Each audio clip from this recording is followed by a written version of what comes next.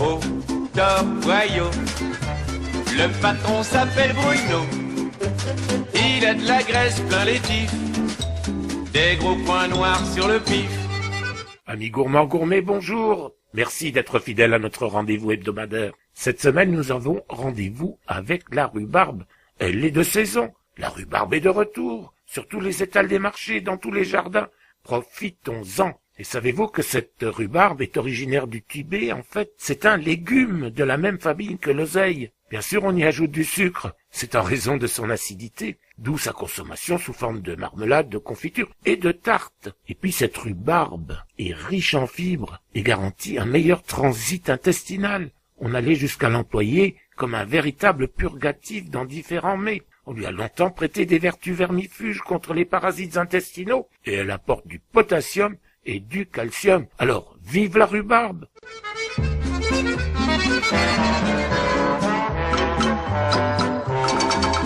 Pour préparer cette tarte à la rhubarbe, il faut donc de la rhubarbe, bien entendu, 700 grammes environ, 200 grammes de sucre, un sachet de sucre vanillé, 2 œufs, 50 grammes de crème fraîche et de la pâte brisée. Le secret de la réussite de cette tarte à la rhubarbe, le voici. Il faut la veille laver et couper la rhubarbe, la déposer dans un saladier saupoudré de 2 cuillères à soupe de sucre. Vous filmez le tout, vous mettez cela au frigo, ceci pour retirer l'acidité de la rhubarbe.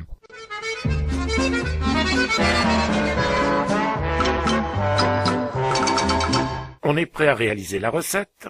On allume son four, 200 degrés, 6, 7. On va sortir cette rhubarbe du frigo, on va la faire égoutter et ensuite on va étaler la pâte. Sur cette pâte, deuxième petit truc pour bien réussir cette tarte, l'on va mettre une petite poignée de farine ou une petite poignée de chapelure ou encore de biscuits, de petits biscuits secs écrasés, ceci pour absorber une partie de l'humidité pouvant encore rester dans cette rhubarbe. Donc la pâte, le petit coup de farine ou de chapelure, et ensuite on va étaler ces petits dés de rhubarbe égouttée. Et là-dessus, on va verser une préparation, ce que l'on appelle en Lorraine la migaine, comme disait Tante Guite. Et pour préparer cette migaine, il faut battre les œufs avec du sucre, on ajoute la crème, le sucre vanillé, on mélange tout ça et on verse sur la rhubarbe. Il n'y a plus qu'à enfourner. Une quarantaine de minutes. C'est délicieux.